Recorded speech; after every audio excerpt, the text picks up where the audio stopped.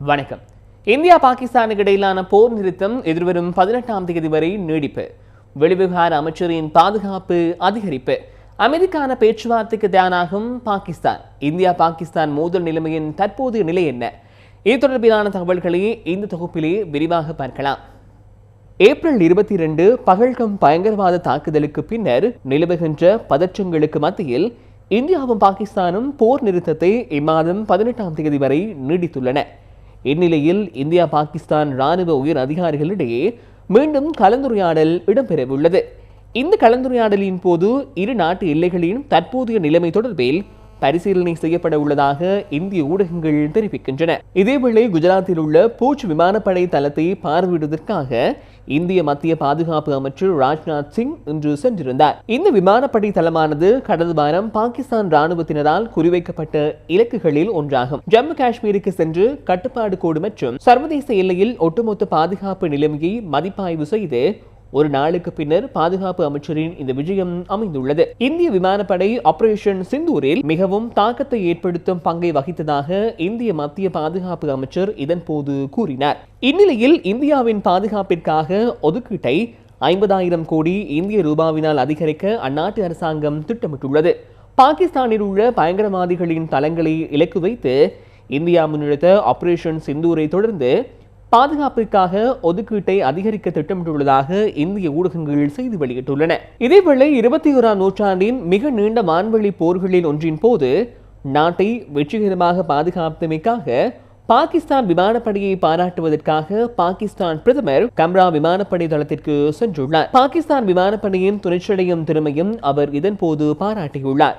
அவர்களின் விரைவான மற்றும் தீர்க்கமான நடவடிக்கைகள் உயர்மட்ட மோதலின் போது எதிரியின் வான்வெளி ஆதிக்கத்தை உடைத்ததாக பாகிஸ்தான் பிரதமர் தெரிவித்துள்ளார்.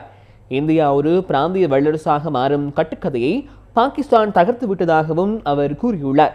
எவ்வாறாயினும் இந்தியாவுடன் அமைதிக்காக பேச்சுவார்த்தையில் ஈடுபட பாகிஸ்தான் தயாராக இருப்பதாகவும் அவர் இதன்போது தெரிவித்திருந்தமை குறிப்பிடத்தக்கதாகும். இதேவேளை பல தசாப்தங்களாக வன்முறை, கட்டாயமாக காணாமல் போதல் மற்றும் பிராந்தியத்தில் மனித உரிமை மீறல்கள் என்பன இடம்பெற்றுள்ளமையை சுட்டிக்காட்டி பாகிஸ்தானிடமிருந்து சுதந்திரம் பெற்றுள்ளதாக பலூச் தேசியவாத தலைவர்கள் அறிவித்துள்ளனர். பலூச்சிஸ்தானின் முன்மொழியப்பட்ட தேசிய கொடி மற்றும் சுதந்திர பலூச் மாநிலத்தின் வரைபடங்களின் படங்கள் சமூக ஊடகங்களில் அதிக அளவில் பகிரப்பட்டுள்ளதாக சர்வதேச செய்திகள் தெரிவிக்கின்றன. பலூச்சிஸ்தான் பாகிஸ்தான் அல்ல என பலூச் மக்கள் வீதிகளில் இறங்கி கோஷமிட்டுள்ளதாகவும் அந்த செய்தியில் தெரிவிக்கப்பட்டுள்ளது. இந்நிலையில் பலூச்சிஸ்தான் ஜனநாயக குடியரசை ஒரு இறையாண்மை கொண்ட நாடாக அங்கீகரிக்குமாறு அப்பகுதி சமூக ஆர்வலர்கள் சர்வதேச சமூகத்தையும் ஐக்கிய நாடுகள் சபையையும் வலியுறுத்தியுள்ளனர். 1948 பாகிஸ்தானினால் வலுக்கட்டாயமாக இணைக்கப்பட்ட பகுதியாக பலூச்சிஸ்தான் காணப்படுகின்றது. பகல்கம் பயங்கரவாத தாக்குதலுக்கு கண்டனம் வெளியிட்ட தலிபான்களுக்கு இந்திய வெளிவிவகார அமைச்சர் கலாநிதி எஸ் ஜெய்சங்கர் நன்றி தெரிவித்துள்ளார். தலிபான் வெளியுறவு அமைச்சருடன் நடைபெற்ற தொலைபேசி உரையாடலின் போதே இந்திய வெளிவிவகார அமைச்சர் இவ்வாறு கூறியுள்ளார்.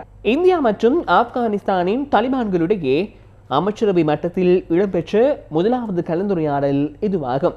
இதன்போது ஆப்கானிஸ்தானும் இந்தியாவுக்கும் இடையிலான பாரம்பரியமான நட்பை நினைவு கூர்ந்துள்ளதாக இந்திய வெளிவிவகார அமைச்சர் அந்நாட்டின் அபிவிருத்திக்கு ஆதரவு வழங்குவதாகவும் தெரிவித்துள்ளார். ஆப்கானிஸ்தான் பிரஜைகளுக்கு வழங்கப்படும் இந்திய விசாக்களின் அளவை அதிகரிக்குமாறு தாலிபான் வெளியுறவு அமைச்சர் இதன்போது கோரிக்கை விடுத்துள்ளார்.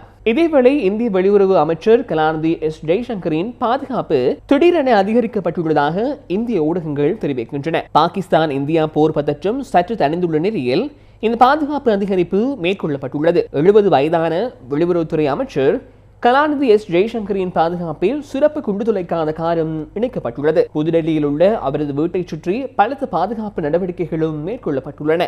இந்திய வெளியுறவுத்துறை அமைச்சர் ஜெய்சங்கருக்கு ஏற்கனவே ஜட் பிரிவு பாதுகாப்பு வழங்கப்பட்டுள்ளதுடன் 24 மணித்தியாலமும் அவரை பாதுகாக்க 33 கமாண்டோக்கள் கொண்ட குழுவும் ஈடுபடுத்தப்பட்டுள்ளது.